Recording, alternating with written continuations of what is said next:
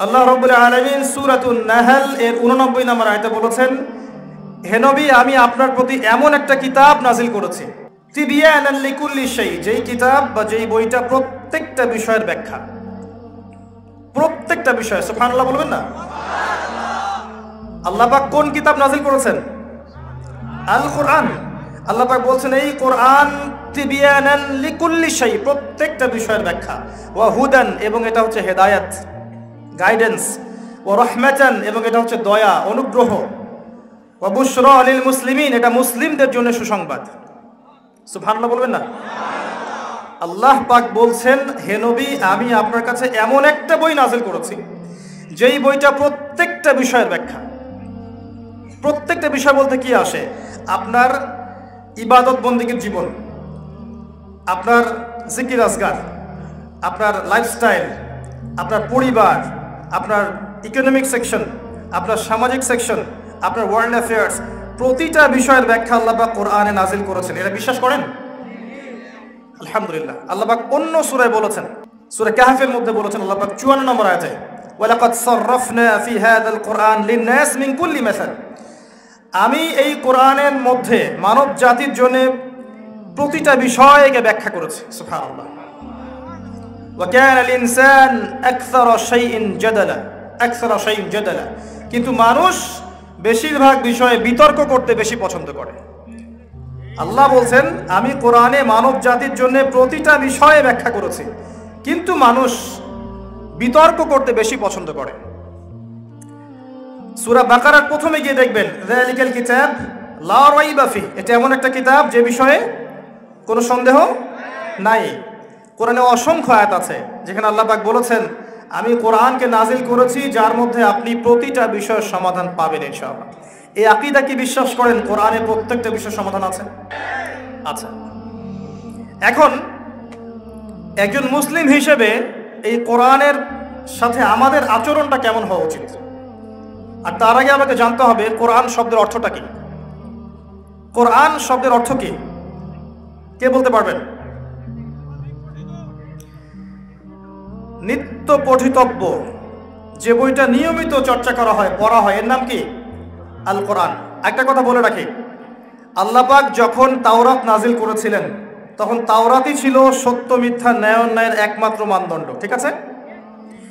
এবং তাওরাতের ফলোয়ার্স যারা ছিলেন তারা কিন্তু মুসলিম ছিলেন, তাই নয় কি? আল্লাহর কাছে আত্মসমর্পণকারী ছিলেন, তারা মুসলিম ছিলেন। আল্লাহ পাক এরপর জাবুর নাজিল করলেন। তৎকালীন সময়ে জাবুরই ছিল সত্য মিথ্যা ন্যায় অন্যায়ের একমাত্র মানদণ্ড, তাই নয় কি? এবং জাবুর যারা ফলো করতেন তারা মুসলিম ছিলেন। আল্লাহ পাক এরপর ইনজিল নাজিল করলেন। তখন ইনজিলই ছিল ন্যায় অন্যায় সত্য মিথ্যার একমাত্র চূড়ান্ত মানদণ্ড, তাই নয় কি? এবং ইনজিল যারা ফলো করতেন তারা ছিলেন তৎকালীন সময়কার মুসলিম। সর্বশেষ নবী মুহাম্মদ সাল্লাল্লাহু আলাইহি ওয়াসাল্লাম, এবং তার কাছে নাজিল করা হয়েছে আল কোরআন এবং তার ব্যাখ্যা হাদিস। এখন কিয়ামত পর্যন্ত কোরআন এবং হাদিসগুলোর বাইরে ন্যায় অন্যায় সত্য মিথ্যা হক বাতিলের কোনো মানদণ্ড আছে? কথা কি বোঝা যায়? কিয়ামত পর্যন্ত সত্য মিথ্যা ন্যায় অন্যায়ের কোনো মানদণ্ড আছে? নাই। এই কোরআন নাজিল করা হয়েছে কি শুধু মুসলিমদের জন্যে? শুধু মুসলিমদের জন্যে নাকি পুরো মানব জাতির জন্যে? আল কোরআন কি একটা নির্দিষ্ট সময়ের জন্যে না কিয়ামত পর্যন্ত? আমাদের নবী সাল্লাল্লাহু আলাইহি ওয়াসাল্লাম শুধু কি আমাদের নবী না সবার নবী? এমনকি তিনি তো জিন জাতিরও নবী, তাই নয় কি? আচ্ছা, জিনদের মধ্যেও যে মুসলিম অমুসলিম আছে বিশ্বাস করেন? সূরা জিন পড়ে দেখবেন, নবী সাল্লাল্লাহু আলাইহি ওয়াসাল্লাম তায়েফে গিয়েছিলেন। উদ্দেশ্য ছিল সেখানে দাওয়াতি কাজ করা। সেখানে তিনজন বড় বড় গোত্র নেতা ছিল, আব্দে ইয়ালাইল, আব্দে মাসউদ, হাবিব বিন আমর, তিনজন। তিনি দাওয়াত দিতে গেলেন, কারণ মক্কার পরিবেশ সংকীর্ণ হয়ে গিয়েছিল। তায়েফে দাওয়াত দিতে গেলেন। তায়েফবাসী দাওয়াত কবুল করলো না, বরং নবী সাল্লাল্লাহু আলাইহি ওয়াসাল্লামকে মেরে রক্তাক্ত করলো। হাদিসে এসেছে এবং সিরাতের বইগুলোতে এসেছে, রক্ত দিয়ে তার যে জুতার পাটা আটকে গিয়েছিল রক্ত দিয়ে। আমাদের নবী মুহাম্মদ সাল্লাল্লাহু আলাইহি ওয়াসাল্লাম এরপর তিনি নাখলা উপত্যকায় এসেছিলেন। তায়েফ থেকে ব্যাক হয়ে নাখলা উপত্যকায় এসেছিলেন। যখন নাখলা উপত্যকায় তিনি সালাত আদায় করছেন, তখন জিনদের একটা দল কোরআন শুনতে পেল, সুবহানাল্লাহ, এবং কোরআন শুনে তারা মুসলিম হয়ে গেল। এবং জিনদের মধ্যেও কিন্তু মুসলিম অমুসলিম আছে। এখানে একটা বিষয় বলি, বর্তমান পশ্চিমা সভ্যতার আদর্শে যে দর্শনগুলো উঠেছে, গড়ে উঠেছে, এই দর্শনগুলো কিন্তু জিনে বিশ্বাস করে না, করে তারা এলিয়েনে বিশ্বাস করে। কিসে বিশ্বাস করে? তাদের জ্ঞানতাত্ত্বিক একটা এপিস্টিমোলজি আছে বা জ্ঞানতত্ত্ব আছে, যে পরীক্ষা নিরীক্ষা যুক্তি দর্শন বিজ্ঞান দিয়ে যদি আপনি ল্যাবে প্রমাণ করতে না পারেন সেটা জ্ঞান নয়। এটা ওদের দর্শন।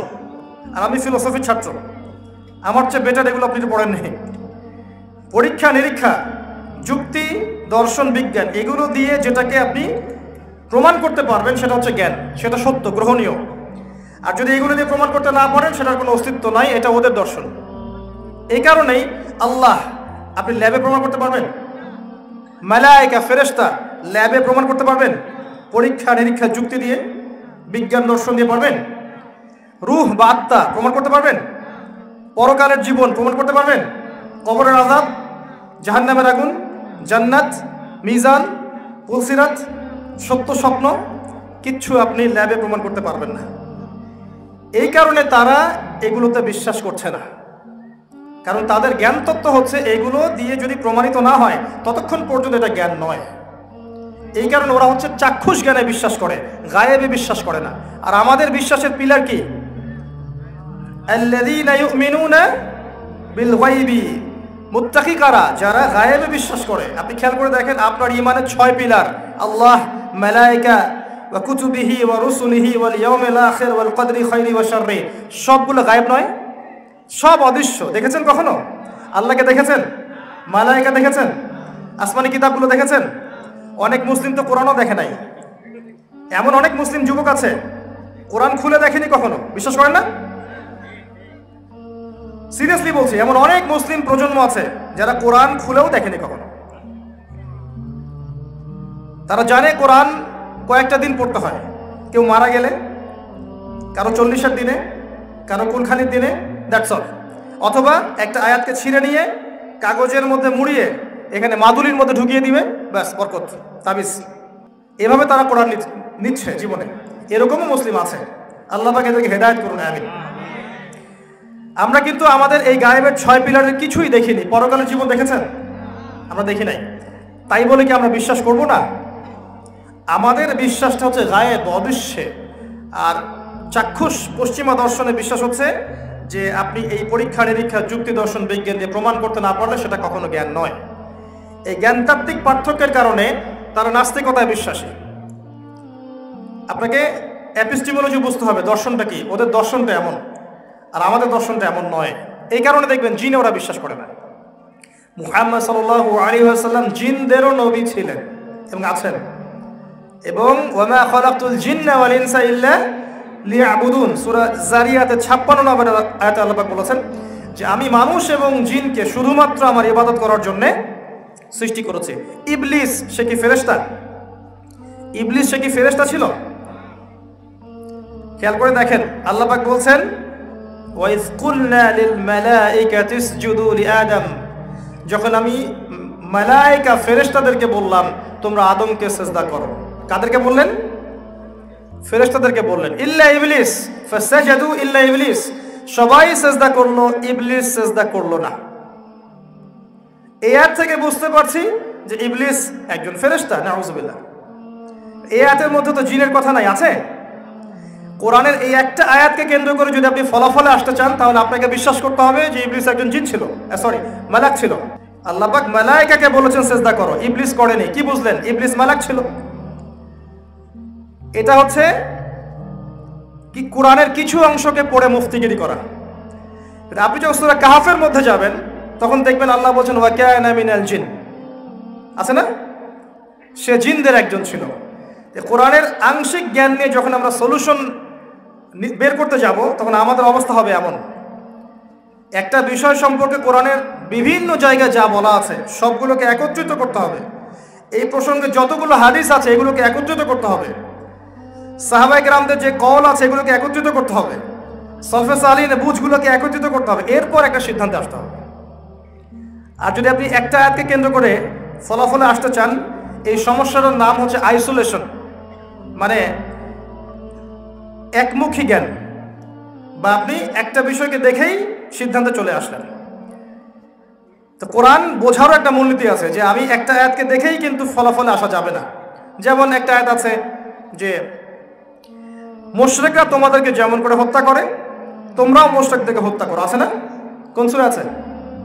কোন সূরা আছে বলেন? জানেন না?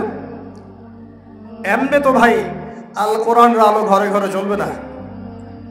যখন উত্তরগুলো সবাই বলতে পারবেন তখন কোরআনের আলো ঘরে ঘরে জ্বলবে ইনশাআল্লাহ। সূরা তাওবায় আছে ওয়াকাতিলুল মুশরিকিনা কাফা কামা ইউকাতিলুনাকুম কাফা। এখন কেউ যদি এই একটা আয়াতকে দেখে সিদ্ধান্তে আসতে চায় তাহলে কি হবে? ইসলামের নামে জঙ্গিবাদ ছড়াবে। সিম্পল কথা, বুঝতে পারছেন? সে দেখবে হ্যাঁ মুশরিকদেরকে যেখানে পাও সেখানে হত্যা করতে বলা হয়েছে, অতএব এটা আমাকে করতে হবে। কিন্তু পুরো কোরআন যদি সে পড়তো তাহলে বুঝতো এটা একটা নির্দিষ্ট প্রেক্ষাপটের আয়াত ছিল, এটা একটা নির্দিষ্ট প্রেক্ষাপটের আয়াত ছিল, যেই প্রেক্ষাপটে এটা প্রযোজ্য ছিল।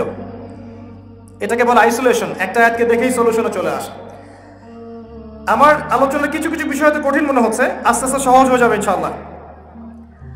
আমি বোঝাতে চাচ্ছি যে আল্লাহ পাক কোরআনুল কারীমের মধ্যে প্রতিটা বিষয়ের সমাধান নাজিল করেছেন। এখন কোরআন কেন্দ্রিক আমাদের কিছু কাজ আছে। এই কোরআনের শাব্দিক অর্থ হচ্ছে নিত্য পঠিতব্য বই, যেটা নিয়মিত পড়া হয়। কিন্তু কোরআনের সাথে মুসলিমদের আচরণের ক্ষেত্রে আরও কিছু কাজ আমাকে নিয়ে আসতে হবে। সেই কাজগুলো কি কি আমরা সেগুলো আলোচনা করবো ইনশাআল্লাহ। তার আগে আমরা যে বিষয়গুলো বুঝলাম যে জ্ঞান তত্ত্ব ঠিক করতে হবে। আমরা আল্লাহ পাকের গায়েবে বিশ্বাস করি, আর গায়েবের বিষয়গুলো আল্লাহ পাক সর্বাধিক জ্ঞাত। এগুলোর ব্যাখ্যা কি? সমস্ত ব্যাখ্যা আল্লাহ পাক মানুষকে শেখান নাই। এমন অনেক জ্ঞান আছে যেগুলো আল্লাহ পাক মানুষকে আদৌ শেখান নাই, আছে না? আছে। মানুষ কি সব কিছু জানে? জানে না।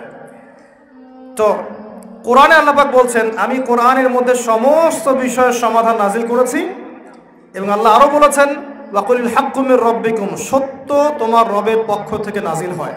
সুবহানাল্লাহ। ফামান শাআ ফালইউমিন, যার ইচ্ছা হয় সে ঈমান আনুক, ওয়ামান শাআ ফালইয়াকফুর, যার ইচ্ছা হয় সে অস্বীকার করুক। ইন্না আ'তাদনা লিযালিমিনা নারান, আমি জালেমদের জন্য আগুন প্রস্তুত করে রেখেছি। আল্লাহ পাক সূরা বাকারার মধ্যে বলেছেন আল হাক্কু মির রাব্বিক, হক বা সত্য তোমার রবের পক্ষ থেকে নাজিল হয়। ফালা তাকুনান্না মিনাল মুমতারিন, আর তুমি সন্দেহবাদীদের অন্তর্ভুক্ত হয়েও না। এতটুকু কি বিশ্বাস করছেন যে আল কোরআনে এবং হাদিসগুলোর মধ্যে আল্লাহ রাব্বুল আলামিন মানবতার মুক্তি রেখেছেন এবং প্রতিটা বিষয়ের সমাধান নাজিল করেছেন? বিশ্বাস করছেন? এবার এই লেকচার আপনার জন্য। যদি আপনি বিশ্বাস না করেন তাহলে আমার লেকচার আপনার জন্য নয়। আমার কাছে আপনার জন্য কোনো হেদায়েত নেই। আপনি অন্য কারোর কাছে গিয়ে হেদায়েত পেতে পারেন, আমার কাছে নাই। যখন আপনি বিশ্বাস করছেন হ্যাঁ আল কোরআনে আল্লাহ পাক প্রতিটা বিষয়ে সলিউশন নাজিল করেছেন, আলহামদুলিল্লাহ, এখন আপনি সামনে যান। কি করবেন? এখন আপনার তো কিছু দায়িত্ব বর্তাবে কোরআনের প্রতি, তাই নয় কি? যে কিতাবে আল্লাহ সমস্ত সলিউশন নাজিল করেছেন, এখন তার প্রতি তো আমার কিছু শ্রদ্ধা থাকতে হবে, তাই না? অ্যাজ এ মুসলিম আমরা কি করব তাহলে? এখন আমি খুব সহজ করে বলার চেষ্টা করছি। ফার্স্ট অফ অল, প্রথম কাজ আমাদের প্রত্যেক মুসলিমকে, যারা লা ইলাহা ইল্লাল্লাহ কালিমা পড়েছি, আল কোরআনের বিশুদ্ধ তেলাওয়াতটা অবশ্যই শিখতে হবে। পারবো না ইনশাআল্লাহ? কারা কারা করতে পারেন হাত তোলেন দেখি। মাশাআল্লাহ, আলহামদুলিল্লাহ, তাকবীর, মাশাআল্লাহ। কোরআন এমনই একটা কিতাব যেটা আল্লাহ পাক কিয়ামত পর্যন্ত রেখে দিবেন, যার তেলাওয়াতের প্রত্যেক হরফে 10টা করে নেকি হয়। আলহামদুলিল্লাহ। আপনি আলিফ লাম মিম পড়বেন, আপনি 30টা নেকি পাবেন ইনশাআল্লাহ। রাসূলুল্লাহ সাল্লাল্লাহু আলাইহি ওয়াসাল্লাম অনেকগুলো হাদিসে বলেছেন যে আল কোরআন কিয়ামতের মাঠে ইয়াতি ইয়াউমুল কিয়ামা শাফিআন লি আসহাবিহি, কোরআন কিয়ামতের দিন আসবে তার পাঠকের জন্য সুপারিশকারী হিসেবে। সুবহানাল্লাহ। কোরআন তার পাঠকের পক্ষে সুপারিশ করবে। এমন একটা হাদিস আছে যেখানে বলা হয়েছে সূরা বাকারা এবং সূরা আলী ইমরান সামনে থাকবে। সূরা বাকারা, সূরা আলী ইমরান সামনে থাকবে। সূরা বাকারার তেলাওয়াতে বরকত লাভ করা যায়, আর সূরা বাকারার তেলাওয়াত ছেড়ে দিলে আক্ষেপ আসে। কি আসে? আক্ষেপ। আর বিখ্যাত হাদিস তো আপনারা জানেন সবাই, খায়রুকুম মান তাআল্লামাল কুরআনা ওয়া আল্লামাহ। পৃথিবীতে যত মানুষ আছে তাদের মধ্যে সবচেয়ে শ্রেষ্ঠ মানুষ তারাই যারা কোরআন নিজে শেখে এবং অন্যকে শেখায়। আগে নিজে শেখে, এরপর অন্যকে শেখায়। আয়েশা রাদিয়াল্লাহু আনহা থেকে একটা হাদিস এসেছে যে আল্লাযী ইয়াকরাউল কোরআন, যে ব্যক্তি কোরআন তেলাওয়াত করে, ওয়া হুয়া মাহিরুন বিহি, এবং এর উপর দক্ষতা অর্জন করে, মা'আস সাফরাতিল কিরামিল বাররা, এই ব্যক্তি কিয়ামতের দিন সম্মানিত ফেরেশতাদের সাথে হাসর করবে ইনশাআল্লাহ। ওয়াল্লাযী ইয়াকরাউল কোরআন ওয়া ইয়াতাতা'আউ ফীহি, আর যে ব্যক্তি কোরআন তেলাওয়াত করে কিন্তু করতে গিয়ে আটকে যায়, ওয়া হুয়া আলাইহি শাক্কুন, তার জন্য এটা কষ্টকর হয়, বারবার পড়তে পড়তে আটকে যায়, ফালাহু আজরান, তার জন্য ডাবল পুরস্কার আছে। একটা হাদিসের মধ্যে নবী সাল্লাল্লাহু আলাইহি ওয়াসাল্লাম বলেছেন, মুসলিমের হাদিস, যে ইন্নাল্লাহা ইয়ারফাউ বিহাযাল কিতাবি আকওয়ামান, আল্লাহ পাক এই কোরআনের মাধ্যমে বহু কওমকে মর্যাদামণ্ডিত করেন, সুবহানাল্লাহ, ওয়া ইয়াদাউ বিহিল আখারিন, এবং অনেককে আল্লাহ পাক অপমানিত করেন, কারণ কোরআন ছেড়ে দিলে মানুষ অপমানিত হয়ে যাবে। কোরআন যার ভিতরে নাই তার দৃষ্টান্ত দেওয়া হয়েছে একটা উজাড় ঘরের মতো, একটা ঘর যার মধ্যে কোনো কিছু নাই, বিরাট একটা ঘর, আর একজন ব্যক্তি যার ভিতরে কোরআন নেই তার দৃষ্টান্ত হচ্ছে ওই ঘরটার মতো। যারা হাফেজে কোরআন তাদের সম্মান সম্পর্কে আল্লাহ পাক বলেছেন হাদিসের মধ্য দিয়ে, নবী সাল্লাল্লাহু আলাইহি ওয়াসাল্লামের মাধ্যমে, যে হাফেজে কোরআনদেরকে আল্লাহ রাব্বুল আলামিন কিয়ামতের মাঠে বলবেন, ইকরা ওয়ারতাক, তুমি পড়ো এবং উঠতে থাকো, তুমি পড়ো এবং উঠতে থাকো, মানে জান্নাতের মর্যাদার স্তরে উন্নীত হতে থাকো। যেখানে তোমার তেলাওয়াত শেষ হবে জান্নাতে তোমার মর্যাদা শেখানো হবে ইনশাআল্লাহ। অসংখ্য হাদিস আছে। যখন আপনি বিশুদ্ধ করে তেলাওয়াত করা শিখবেন তখন নিঃসন্দেহে আয়াতুল কুরসি পড়বেন না? যে ব্যক্তি প্রত্যেক ফরজ সালাতের পর আয়াতুল কুরসি পাঠ করবে, মৃত্যু ছাড়া জান্নাতে যাওয়ার কোনো বাধা থাকবে না ইনশাআল্লাহ। এর মানে প্রত্যেক ফরজ নামাজ আগে পড়তে হবে, তারপরে আয়াতুল কুরসি পড়তে হবে, শুধু নামাজ না পড়ে আয়াতুল কুরসি নয়। এই যে রাতের বেলা, এখন রাতের বেলা ঘুমানোর আগে আপনি যদি সূরা বাকারা এর শেষের 3টা আয়াত অথবা 2টা আয়াত পড়েন, লিল্লাহি মা ফিস সামাওয়াতি এখান থেকে নিয়ে ফানসুরনা আলাল কওমিল কাফিরিন পর্যন্ত, অথবা আমানা রাসূল থেকে ফানসুরনা আলাল কওমিল কাফিরিন পর্যন্ত, নবী সাল্লাল্লাহু আলাইহি ওয়াসাল্লাম বলেছেন সারা রাত ইবাদতের নেকি পাবেন ইনশাআল্লাহ। এবং সারা রাত কোনো দৃশ্য অদৃশ্যের ক্ষতি আপনাকে স্পর্শ করবে না ইনশাআল্লাহ। ফজিলতগুলো শেষ করতে পারবো না, সারা রাত চলে যাবে। এই যে সূরা মুলক, রাতের বেলা ঘুমানোর আগে যারা সূরা মুলক তেলাওয়াত করে ইনশাআল্লাহ কবরের আযাব থেকে আল্লাহ পাক তাদেরকে হেফাজত করবে ইনশাআল্লাহ। আর কবর সম্পর্কে আপনারা জানেন যে এটা এমন একটা জায়গা যেখানে আমরা যেমন একা এসেছি একা যেতে হবে। আমার বাড়ি গাড়ি টাকা পয়সা সহায় সম্পত্তি পলিটিক্যাল পাওয়ার সোশ্যাল পাওয়ার কোনো কিছুই আমার সাথে যাবে না, ইল্লা আমালুন সালেহ, আমলুস সালেহ ব্যতীত কোনো কিছু আমার সাথে যাবে না। এবং সেখানে আমাকে প্রশ্ন করা হবে, কয়টা প্রশ্ন? 3টা। মান রব্বুক, যে ব্যক্তি পৃথিবীতে আল্লাহর সাথে শিরক করেছে তওবা না করে মারা গেছে সে কোশ্চিন কালেও মান রব্বুক উত্তর দিতে পারবে না। যে ব্যক্তি পৃথিবীতে তাওহীদের উপর ছিল ইনশাআল্লাহ সেই ব্যক্তি মান রব্বুক উত্তর দিতে পারবে ইনশাআল্লাহ।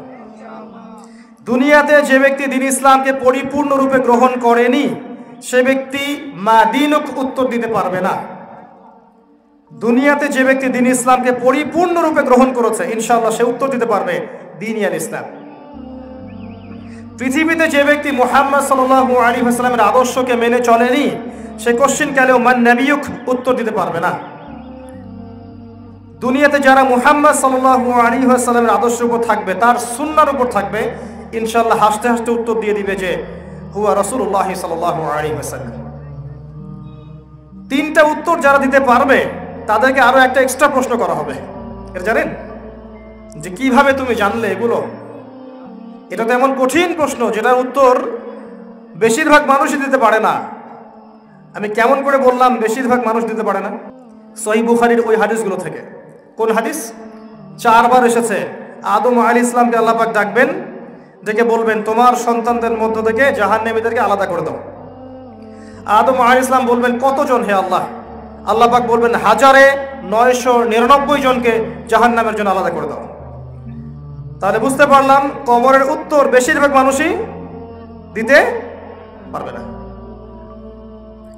তো সেই ব্যক্তি তখন বলবে যে করাতু কিতাবাল্লাহ ফাআলিমত, আমি আল্লাহর কিতাব পড়েছি এরপর জেনেছি। তাহলে আল্লাহর কিতাব পড়ার দরকার আছে না ভাই? আলহামদুলিল্লাহ। ফজিলত, এই বিষয়টা শুনে, কবরের বিষয় শুনে সবচেয়ে বেশি কান্নাকাটি করতেন একজন সাহাবী, তার নাম উসমান। বাকারা প্লে করেন বা তেলাওয়াত করেন। সূরা বাকারা যেখানে তেলাওয়াত হবে বরকত আসবে এবং সেখান থেকে শয়তান পালিয়ে যাবে ইনশাআল্লাহ তাআলা। অনেক ফজিলত আছে। সূরা কাফিরুন, ওই যে বললাম 1999 জন মানুষ জাহান্নামে যাচ্ছে, তাদের আমল নামায় কোন পাপটা কমন ছিল জানেন? তাদের আমল নামায় কোন পাপটা থাকতে পারে বেশি? শিরকের পাপ। কারণ কি জানেন? আমি বলছি, সূরা নিসার মধ্যে আল্লাহ পাক বলেছেন, ইন্নাল্লাহা লা ইয়াগফিরু আন ইউশরাকা বিহি ওয়া ইয়াগফিরু মা দুনা যালিকা লিমান ইয়াশা। আল্লাহ পাক তার সাথে শিরকের গুনাহ মাফ করেন না, এছাড়া যে কোনো পাপ আল্লাহ যাকে ইচ্ছা মাফ করতে পারেন। তার মানে যে মানুষগুলো বেশি বেশি জাহান্নামে যাচ্ছে, তাদের আমল নামায় যে পাপটা থাকতে পারে কমন, সেটা হচ্ছে কি? শিরক। অন্য পাপ হলে হয়তো আল্লাহ পাক মাফ করে দিতেন, সিম্পল। এই শিরক থেকে আল্লাহ পাক আপনাকে বাঁচাবেন একটা আমলের মাধ্যমে। বলে দেব, সূরাতুল কাফিরুন প্রত্যেক রাতে আল্লাহ পাক যে কথাগুলো আমি বলছি, প্রথমে আমাকে আমল করার তৌফিক দান করুন, আমিন, এবং আপনাদের সবাইকে তৌফিক দান করুন, আমিন। সূরা কাফিরুন রাতের বেলা তেলাওয়াত করলে আল্লাহ পাক আপনাকে শিরক থেকে বাঁচিয়ে রাখবেন ইনশাআল্লাহ। এছাড়াও আরো 3টা ছোট ছোট সূরা আছে, সূরা ফালাক, সূরা নাস, ইখলাস। সকাল সন্ধ্যায় 3 বার করে, ফজরের পর 3 বার 3 বার 3 বার, মাগরিবের পর 3 বার 3 বার 3 বার। এটা বিকেলেও করা যায়, আসরের পরেও করা যায়। আর ঘুমানোর সময় 3-3-3 পরে হাত দুটো একত্রিত করে ফু দিয়ে সারা গায়ে মাসাহ করে ঘুমাতে হয়। এটা করলে দৃশ্য অদৃশ্যের ক্ষতিগুলো আপনাকে স্পর্শ করবে না ইনশাআল্লাহ। মানুষ ঘুমালে শয়তান ঘাড়ে 3টা গিট দেয়, মনে আছে হাদিসটা? মনে আছে? গিট দেয় এবং বলে, তুমি ঘুমাও, তোমার সামনে লম্বা রাত। আবার গিট দেয়, তুমি ঘুমাও, তোমার সামনে লম্বা রাত। আবার গিট দিয়ে বলে, তুমি ঘুমাও, তোমার সামনে লম্বা রাত। যদি আপনি 3 বার মাসাহ করেন ইনশাআল্লাহ তাআলা দেখবেন সকালে উঠতে আপনার সুবিধা হচ্ছে, এনার্জি পাচ্ছেন, আপনার মধ্যে জড়তা কাজ করবে না। আরেকটা কথা বলতে চাই, সূরা কাহফ, এটা বলে আমি অন্য পয়েন্টে যাচ্ছি। আরেকটা সূরার কথা বলবো, সূরা কাহফ 18 নম্বর সূরা। এই সূরার প্রথম 10 আয়াত এবং শেষ 10টা আয়াত অবশ্যই মুখস্থ করবেন। ওয়াদা করেন আগামী রমাদান আসার আগেই করবেন। কি পাবেন? আপনার জীবদ্দশায় যদি দাজ্জাল বের হয় এবং সারা বিশ্ব শাসন করা শুরু করে, আল্লাহ পাক আপনাকে ওই ফিতনা থেকে বাঁচিয়ে রাখবে ইনশাআল্লাহ। শুনেন, সারা বিশ্বে যত ফিতনা চলছে, পলিটিক্যাল ফাসাদ, ইকোনমিক ফাসাদ, কালচারাল ফাসাদ, এডুকেশনাল ফাসাদ, আপনার মুসলিমদের কিলিংস, রিবা, পর্নোগ্রাফি, জিনা, ব্যভিচার, অশ্লীলতা, ফেমিনিস্ট রেভলিউশন, মুসলিমদের অধঃপতন, মুসলিমদের বিভক্তি, যত সমস্যা চলছে সারা ওয়ার্ল্ডে, এই সবগুলো সমস্যা একত্রিত করলেও দাজ্জালের ফিতনার মতো বড় হবে না। সবগুলো সমস্যা একত্রিত করলেও দাজ্জালের ফিতনা চেয়ে বড় হবে না। এটা সবচেয়ে বড় ফিতনা। It's coming. কত বছর পর আল্লাহ ভালো জানেন, বাট ইটস কামিং। এই ফিতনা থেকে আল্লাহ পাক আপনাকে বাঁচিয়ে রাখবেন সূরা কাহফের মাধ্যমে ইনশাআল্লাহ তাআলা। এটা সূরা কাহফ আপনি পড়েন, এর উপর আমল করেন, বোঝেন, বা প্রথম 10 আয়াত শেষ 10 আয়াত মুখস্থ করেন, ইনশাআল্লাহ আপনার জীবদ্দশায় যদি দাজ্জাল বের হয়, আল্লাহ আপনাকে বাঁচাবে ইনশাআল্লাহ তাআলা। এর চেয়ে বড় কোনো মেডিসিন নাই এই ফিতনা থেকে বাঁচার জন্য। এখন একটা প্রশ্ন আসবে যে কি আছে এই সূরার মধ্যে যে আল্লাহ পাক আমাকে এখান থেকে বাঁচাবে? প্রশ্নটা ঠিক আছে না? এই সূরার মধ্যে এমন কিছু আছে যেটা আপনাকে মসিহুদ দাজ্জালের ফিতনা থেকে বাঁচাবে। এটা আমি বলে দিব না, এটা আমি বলে দিব না। এটা আপনাকে আজকে বাসায় গিয়ে পুরোটা অর্থসহ পড়তে হবে, তাফসীরে গ্রন্থ খুলে বাংলাটা, অ্যাটলিস্ট বাংলাটা পড়তে হবে। যেটা বুঝবেন না আলেমদেরকে জিজ্ঞাসা করবেন। আপনি খুঁজে বের করেন কি আছে এই সূরার মধ্যে যা আপনাকে ওখান থেকে বাঁচাবে। পারা যাবে ইনশাআল্লাহ? সারা জীবনে ভাই সায়েন্সে পড়েছেন, আর্টসে পড়েছেন, কমার্সে পড়েছেন, বিবি এমবিএ করেছেন, হ্যাঁ, সাহিত্য পড়েছেন, বঙ্কিমচন্দ্র, রবীন্দ্রনাথ, শরৎচন্দ্র পড়েছেন না? হুমায়ুন আহমেদ, হুমায়ুন আজাদ, কত বই পড়েছেন। কবিতা, সাহিত্য, medical science, engineering, BCS coaching, কত কি পড়েছেন মাশাআল্লাহ। সূরা কাহফের পুরো তর্জমা পড়া যাবে না ভাই? আল কোরআনটা অর্থসহ পড়া যাবে না? নাকি খুব কঠিন? নাকি আমরা ওই যে আগের যারা ধর্মাবলম্বী ছিলেন, তারা বলতো যে ধর্মগ্রন্থ শুধু এক শ্রেণীর মানুষের জন্য। আসলে কি ব্যাপারটা তাই? পড়বেন, হ্যাঁ, সব কিছু আপনি বুঝবেন না, এটা সম্ভব না। যেটা বুঝবো না সাথে সাথে আলেমের কাছে যাবেন, ওস্তাদ এটা আমাকে বুঝিয়ে দেন, সিম্পল, শেষ। এর মানে কি আপনি পড়বেন না? পড়বেন।